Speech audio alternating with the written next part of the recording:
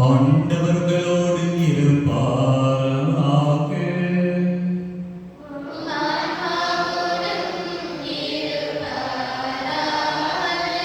புனித மத்தேயு எழுதிய நற்செய்தியிலிருந்து வாசகம்.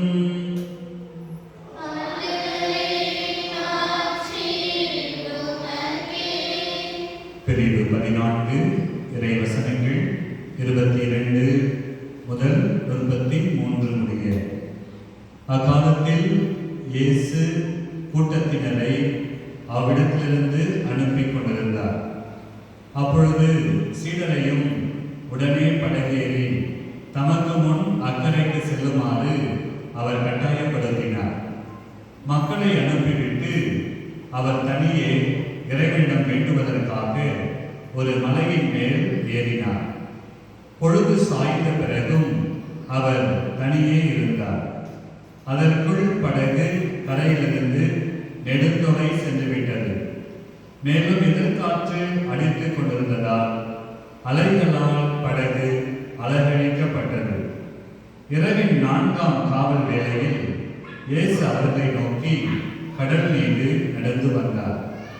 அவர் கடல் மீது நடப்பதை கண்ட சீடர் கலங்கி ஐயோ பேய் என அச்சத்தினால் அலறினர். உடனே இயேசு அவர்களிடம் பேசினார். துணிவோடு இருங்கள், நான் தான், அஞ்சாதீர்கள் என்றார். பேதுரு அவருக்கு மறுமொழியாக, ஆண்டவரே, நீர்தாம் என்றால் நானும் கடல் மீது நடந்து உம்மிடம் வர ஆணையிடும் என்றார். அவர் வா என்றார். பேதுருவும் படகிலிருந்து இறங்கி இயேசுவை நோக்கி கடல் மீது நடந்து சென்றார். அப்பொழுது பெருங்காற்று வீசியதை கண்டு அஞ்சி அவர் மூழ்கும் போது, ஆண்டவரே, என்னை காப்பாற்றும் என்று கத்தினார். இயேசு உடனே தம் கையை நீட்டி அவரை பிடித்து, நம்பிக்கை குன்றியவனே, ஏன் ஐயம் கொண்டாய் என்றார். அவர்கள் படகில் ஏறியதும் காற்று அடங்கியது. படகில் இருந்தோர் இயேசுவை பணிந்து, உண்மையாகவே நீர் இறைமகன் என்றனர். ஆண்டவரின் அருள்வாக்கு.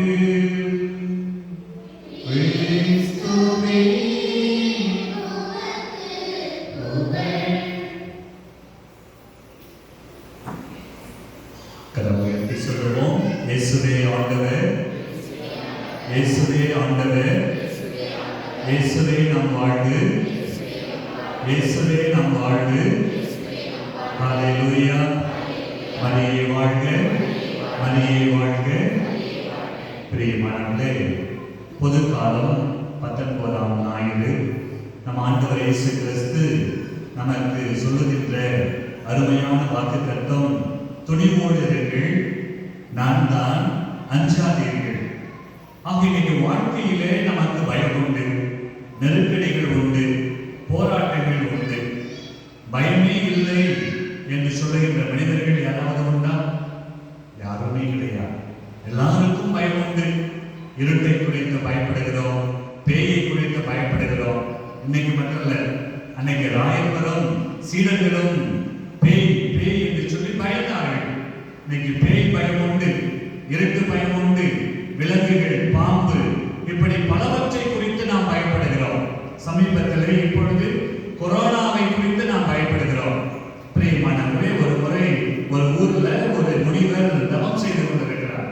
இன்னைக்கு பாத்தீங்கன்னா உலகம் ஃபுல்லா கொரோனா வந்துட்டு, அது எப்படி வருது, யாருக்கிட்ட வருது, யார் வழியா வருதுன்னு தெரியாது. அவர் தவம் செய்து கொண்டிருக்கிறார். அந்த இடத்திலே வரக்கூடிய விஷக்கிருமிகள் என்னென்ன வருதெல்லாம் அவருக்கு தெரியும். அப்படி அவர் தவம் செய்து கொண்டிருக்கும் போது ஒரு விஷக்கிருமிகள் கூட்டம் அங்கே வருகிறது. உடனே அந்த முனிவர் தன்னுடைய தவத்தினால் அந்த விஷக்கிருமிகளை தடுத்து நிறுத்துகிறார். எங்க வரீங்க? எந்த ஊருக்கு போறீங்க? உடனே இந்த ஊருக்கு தான் நாங்கள் வருகிறோம். எதற்காக வருகிறீர்கள்? நாங்கள் கடவுளிடமிருந்து ஆணை பெற்றிருக்கிறோம். இந்த ஊர்ல 5000 பேரை நாங்கள் சாகடிக்க போகிறோம். முனிவர் உடனே சொன்னார், இது ஏன் ஏரியா, நீங்க உள்ள வரக்கூடாது. நீங்கள் கடவுளிடமிருந்து வருகிறீர்கள் என்று சொன்னீர்கள். இந்த ஊர்ல ஏறக்குறைய 5 லட்சத்திற்கு மேல் இருக்கிறார்கள். 5000 பேரைத்தான் நீங்கள் கொல்ல போகிறீர்கள். அதனால நீங்க சொன்ன மாதிரியே 5000 பேரை மட்டும்தான் நீங்கள் கொல்ல வேண்டும் அப்படின்னு சொல்லி அந்த முனிவர் அந்த விஷயங்களை அனுப்பி விடுகிறார். அடுத்த நாள் செய்தியிலே வருகிறது, அந்த ஊரில் இருக்கிற ஏறக்குறைய எல்லாரும் 5 லட்சத்திற்கு மேற்பட்ட மனிதர்கள் செத்து போனார்கள் என்ற செய்தி வருகிறது. அதை பார்த்தவுடன் அந்த முனிவருக்கு ஆச்சரியம். உடனே அந்த விஷயங்களை அழைத்து, நான் உங்களிடம் என்ன கேட்டேன், நீங்கள் என்ன சொன்னீர்கள்? 5000 பேரை மட்டும்தான் நீங்கள் கொல்ல போவதாக சொன்னீர்கள். ஆனால் 5 லட்சம் பேருக்கு மேல் இறந்திருக்கிறார்களே, இது எப்படி சாத்தியம் என்று கேட்டபோது அந்த விஷயத்தில் நீங்கள் சொன்னதாம், முனிவரே, நாங்கள் 5000 பேரை தான் கொன்றோம். ஆனால் மீதி உள்ள நபர்கள் எல்லாம் ஏதோ செத்து போனவர்களை பார்த்து பயந்து பயந்து மீதமுள்ளவர்கள் எல்லாம் செத்து போனார்கள், அதற்கு நாங்கள் பொறுப்பு கிடையாது என்று அந்த விஷயத்தில் நீங்கள் சொன்னதாம். பிரியமானவர்களே, அப்படித்தான் இன்னைக்கு கொரோனா இருக்குதா இல்லையா யாருக்கும் தெரியா. அது இருக்குமா? வடிவேல் கதை தான். அது வரும் ஆனா வராது, அது வராது ஆனா வரும். இப்படித்தான் இன்னைக்கு உலகம் சொல்லிக் கொண்டிருக்கிறார். ஆக இன்னைக்கு செய்தி எடுத்தால் ஒரே கொரோனா பயம்தான். இங்க வந்துச்சு, அங்க வந்துச்சு, வரராஜபேட்டையில கூட வந்துச்சு, ஸ்ரீபுஷத்துல வந்துச்சு, இப்படி சொல்லிக்கொண்டே இருக்கிறோம். பிரியமானவர்களே, எந்த நோயை குறித்தும் எந்த சூழ்நிலையை குறித்தும் நீங்கள் அஞ்ச வேண்டாம். யார் பயப்படாமல் இருக்க முடியும்? 2ஆம் வாசகத்திலே பவுலடியார் ரோமியருக்கு எழுதிய திருமுகத்திலே, கிறிஸ்துவோடு இணைந்திருப்பவர்கள், ஆவியானவரால் இயக்கப்படுகிறவர்கள் ஒருபோதும் எதை குறித்தும் பயப்பட மாட்டார்கள்.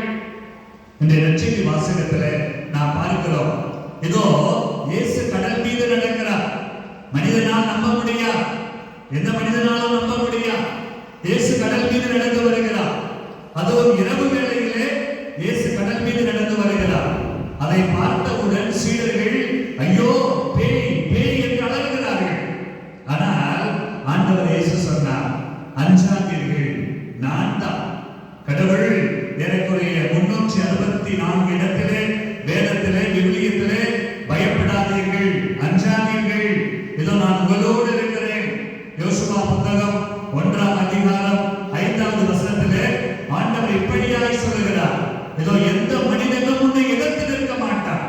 யோசுவா புத்தகம் 1:9, அஞ்சாதே, துணிந்து நில், வீரிகள், பயப்படாதே, ஏனெனில் உன் கடவுளும் ஆண்டவருமாகிய நான் நீ செல்லும் இடமெல்லாம் உன்னோடு இருப்பேன் என்று சொல்லுகிறார். தொடக்க நூல் 28ஆம் அதிகாரம் 15வது வசனத்திலே யாக்கோபு சொந்த வீட்டை விட்டு துரத்தப்படுகிறார். வனாந்தரத்திலே பசியோடு உறக்க கலக்கத்திலே அவர் கனவு கண்டு கொண்டிருக்கிறார்.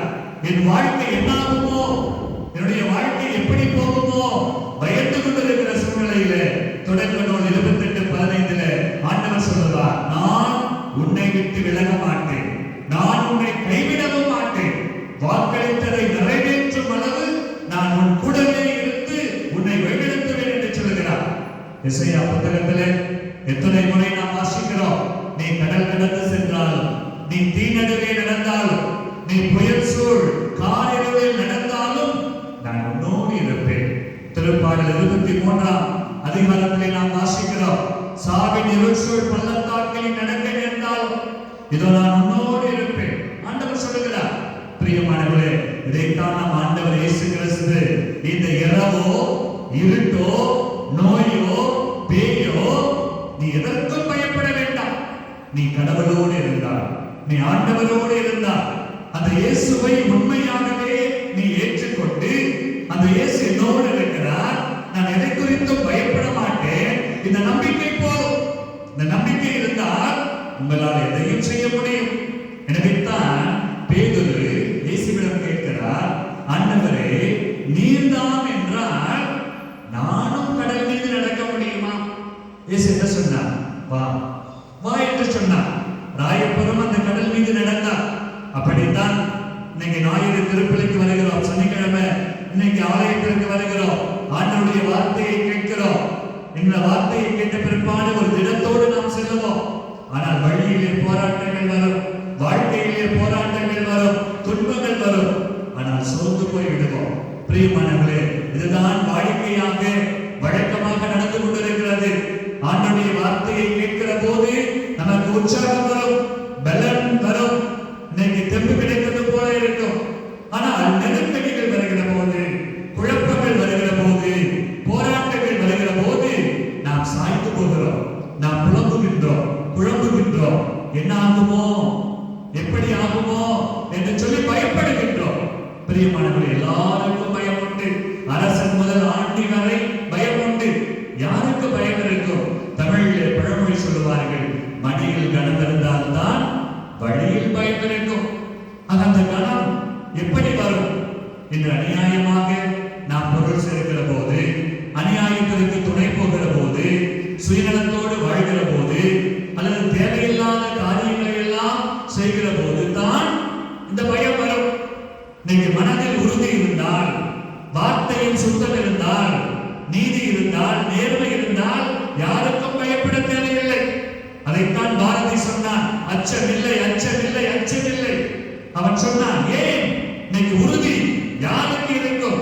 இந்த உள்ளத்தில் சுத்தம் இருந்தால், பரிசுத்தம் இருந்தால், தூய்மை இருந்தால் நாம் எதற்கும் பயப்பட மாட்டோம், சாவுக்கும் பயப்பட மாட்டோம், எந்த மனிதருக்கும் பயப்பட தேவையில்லை. பிரியமானவர்களே, ராயப்பர் கடல் மீது நடந்து செல்கிறார். அப்பொழுது மீண்டும் புயல் காற்று வீசுகிறார். நீங்களும் அமைதியான வாழ்க்கை நடத்தி கொண்டிருக்கலாம், அருமையான வாழ்க்கை நடத்தி கொண்டிருக்கலாம். ஆனால் திடீரென்று பிரச்சனை வரும், திடீரென்று குழப்பங்கள் வரும். நீங்கள் நினையாமலே குழப்பங்கள் வரும். அது பெற்றோர்கள் வழியாக வரலாம், சகோதர சகோதரிகள் வழியாக வரலாம், அல்லது அண்டை வீட்டார்கள் வழியாக வரலாம். இன்னைக்கு மனுஷர்கள் வழியா வரதோ இல்லையோ, இன்னைக்கு செல்போன் போதும், இன்னைக்கு வாட்ஸ்அப் போதும், இன்னைக்கு இன்டர்நெட் போதும். இன்னைக்கு பிள்ளைகள் எல்லாம் ஆன்லைன் கிளாஸ்ல உட்கார்ந்து இருக்கிறாங்க. உண்மையிலே ஆன்லைன் கிளாஸ்ல அவங்க உண்மையிலே பாடம் படிக்கிறார்களா? அது கடவுளுக்கு தான் தெரியும். இன்னைக்கு நல்லதை விட கெட்டதுதான் இன்னைக்கு இணையதளத்தின் வழியாக இன்னைக்கு தேவையில்லாத காரியங்கள் கொட்டி கிடக்கிறது. ஆனால் இன்னைக்கு இந்த உலகம் நல்லதை எடுத்துக் கொள்கிறதா? ஆக நெருக்கடிகள் வருகிற போது, குழப்பங்கள் வருகிற போது நாம் தள்ளாடுகிறோம். அப்பொழுது ஆண்டவர் என்ன சொல்லுகிறார்? பிரியமானவர்களே, இந்த ராயப்பரும் இந்த புயல் காற்று வீசியவுடன் பயந்து போகிறார், மீண்டுமாய் மூழ்குகின்றார். உடனே இயேசு சொல்கிறார், நம்பிக்கை குன்றியவனே ஏன் ஐயம் கொண்டாய்? எதற்காக ஐயம் கொண்டாய்?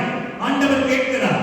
தானியேல் புத்தகம் 3ஆம் அதிகாரத்திலே 3 பேரை பற்றி நாம் வாசிக்கிறோம்.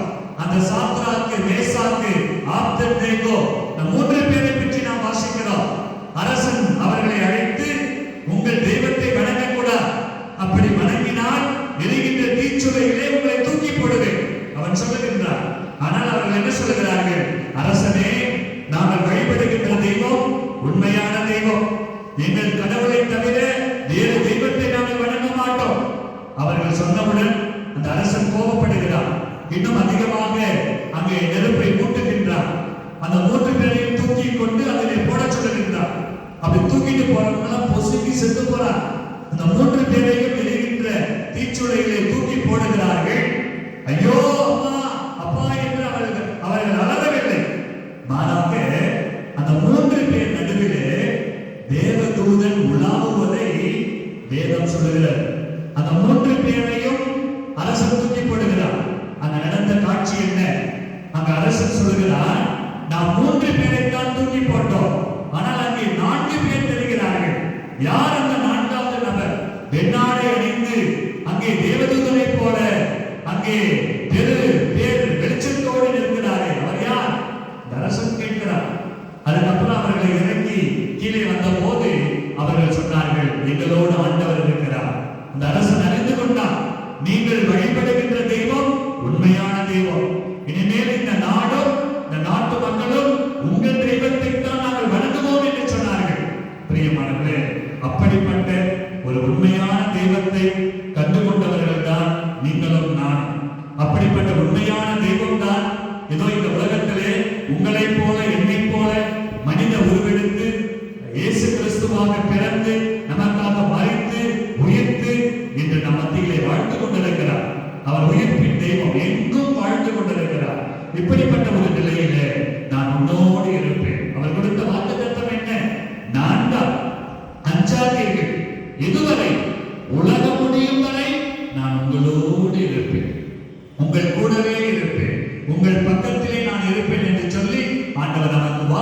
கொள்கிறார். அந்த ராயப்பர் என்ன செய்கின்றார்? உடனே ஆண்டவரை கட்டிப்பிடித்துக் கொள்கிறார். ஆண்டவரை கட்டிப்பிடித்துக் கொள்கிறார். பிரியமானவர்களே, ஒவ்வொருவரையும் பார்த்து நம் ஆண்டவர் சொல்லுகிறார், நான் தான், அஞ்சாதிருங்கள். உன் நோயின் வேளையில் நீ பயத்தோடு இருக்கிறாயா? ஆண்டவர் சொல்லுகிறார், நான் தான், அஞ்சாதிருங்கள். கடன் பிரச்சனை இருக்கிறதா? அல்லது வாழ்க்கை பிரச்சனை இருக்கிறதா? மனிதர்கள் உங்களை தூக்கி வீசுகின்றார்களா? இந்த உலகம் உங்களை எதிர்த்து இருக்கிறதா? நீ அவமானத்தில் வாழ்ந்து கொண்டிருக்கிறாயா? அல்லது நீ ஒன்றுக்கும் பிரயோஜனம் இல்லை என்று சொல்லி உன்னுடைய வீட்டார் உன்னை துரத்துகிறார்களா? நீ பயப்படாதே மகனே, மகளே, நீ பயப்படாதே. நீ நம்புகிற தெய்வம், உன் தெய்வம் உன்னோடு இருக்கிறார். அவர் சொல்லுகின்ற வார்த்தைகள், நான் தான், அஞ்சாதிருங்கள். நான் தான், அஞ்சாதிருங்கள். அவர் உங்களோடு இருக்கிறார். இந்த ஒரு வார்த்தை போதும். இந்த ஒரு வார்த்தை போதும். அந்த சாத்ராக்கு, மேசாக்கு, ஆபேத்நேகோ, இந்த 3 பேரும் கடவுள் நம்மோடு இருக்கிறார். இந்த நெருப்பை குறித்து நான் பயப்பட மாட்டேன், இந்த அரசனை குறித்து நான் பயப்பட மாட்டேன் என்று சொல்லி நம்பிக்கையோடு இருந்தார்கள். அந்த அரசனால் ஒன்றும் செய்ய முடியவில்லை. அந்த நெருப்பு ஒன்றும் செய்ய முடியவில்லை. இன்னைக்கு இந்த உலகம் பயந்து கொண்டிருக்கிற இந்த கொரோனா தொற்று வியாதி, நீ ஆண்டவர் மீது நம்பிக்கை கொண்டு அவரை பிடித்துக் கொண்டார், எந்த நோயும் உன்னை அணுகாது. வேதம் சொல்கிறது, திருப்பாடல் 91, வாதை உன் கூடாரத்தை அணுகாது, தீமை உன்னை நெருங்காது என்று ஆண்டவர் சொல்கிறார். இதைத்தான் இந்த நற்செய்தியிலே ராயப்பர் அனுபவிக்கின்றார். ஆண்டவர் இயேசுவோடு இருக்கிற போது ஆண்டவர் இயேசு அவரை தூக்கிக் கொண்டார். ஆண்டவர் இயேசு அவரை தூக்கிக் கொண்டார். அப்பொழுது அந்த பேரிரைச்சல் நின்று போனது, அங்கே அமைதி உண்டானது. இன்று பல மனிதனுடைய வாழ்க்கையிலே அமைதி இல்லை, நிம்மதி இல்லை, ஆசீர்வாதம் இல்லை. பல குடும்பங்கள் ஆசீர்வாதம் இல்லாமல் இருக்கிறது. பல பிள்ளைகள் ஆசீர்வாதம் இல்லாமல் இருக்கிறார்கள். அதற்கு என்ன நமக்கு தேவை? ஆண்டவர் ஒருவரால் மட்டும்தான் நமக்கு நிம்மதியை கொடுக்க முடியும், நமக்கு ஆசீர்வாதத்தை கொடுக்க முடியும், நமக்கு வல்லமையை கொடுக்க முடியும். அதற்கு நாம் என்ன செய்ய வேண்டும்? ஆண்டவரை சிக்கென பிடித்துக் கொள்ள வேண்டும். எப்படி அந்த ராயப்பர் பெருங்காற்று வீசிய போது பயந்து நடுங்கி மீண்டுமாய் அவர் என்ன செய்கின்றார்? பழைய நிலைக்கு கடந்து செல்கின்றார். அப்படிப்பட்ட ஒரு விசுவாசத்தை நாம் கொண்டிருக்க கூடாது. என்ன நடந்தாலும், எது நேர்ந்தாலும், யார் என்ன சொன்னாலும் நான் ஒருபோதும் சோர்ந்து போக மாட்டேன். என் ஆண்டவர் என்னோடு இருக்கிறார். இந்த உணர்வு உனக்குள் வந்துவிட்டால் போதும். எந்த நிலையிலும் நான் தான், அஞ்சாதிருங்கள். ஆண்டவர் சொல்கிறார், நீங்க எங்க போனாலும் இயேசு என்னோடு இருக்கிறார், என் கூடவே இருக்கிறார், என் பக்கத்தில் இருக்கிறார். இந்த உணர்வோடு இருந்து பாருங்கள். இந்த வார்த்தைகள் உங்கள் காதில் ஒலித்துக் கொண்டே இருக்க வேண்டும். நான் தான், அஞ்சாதிருங்கள். இந்த வார்த்தை உங்களுக்குள் செயல்பட்டால் ஒருபோதும் ஆண்டவர் உங்களை பார்த்து, நம்பிக்கை குன்றியவனே ஏன் ஐயம் கொண்டார்? இப்படிப்பட்ட வார்த்தையை ஆண்டவர் நம்மை பார்த்து சொல்லக்கூடாது. அதற்கு நாம் என்ன செய்ய வேண்டும்? எந்த நிலையிலும், எந்த நேரத்திலும் ஆண்டவர் என்னோடு இருக்கிறார். தேவனுடைய வார்த்தை நம்முடைய உள்ளத்திலே வேரூன்ற வேண்டும். நான் தான், அஞ்சாதிருங்கள், துணிவோடு இருங்கள். ஆண்டவர் அதைத்தான் சொல்லுகிறார். பிரியமானவர்களே, பயம்தான் மரணம், பயம்தான் மரணம், துணிவுதான் வெற்றி. இதைத்தான் இன்று ஆண்டவர் நமக்கு சொல்லித் தருகிறார். நீ பயப்பட்டால் உனக்கு மரணம் நிச்சயம், நீ துணிந்து விட்டால் உனக்கு வெற்றி நிச்சயம். நீ மரணத்தை சந்திக்க போகிறாயா அல்லது நீ வெற்றியை சந்திக்க போகிறாயா? முடிவு உன் கையில். இதைத்தான் ஆண்டவர் நம்மிடம் சொல்லுகிறார். நீ எதை சந்திக்க போகிறார்? ஒப்புக்கொடுப்போம். அப்படி நாம் எழுந்து நின்று, இதோ நான் தான், அஞ்சாதிருங்கள் என்று சொன்ன ஆண்டவர் மீது நாம் கொண்டிருக்கிற நம்பிக்கையை, விசுவாசத்தை இப்பொழுது நாம் அறிக்கையிடுவோம்.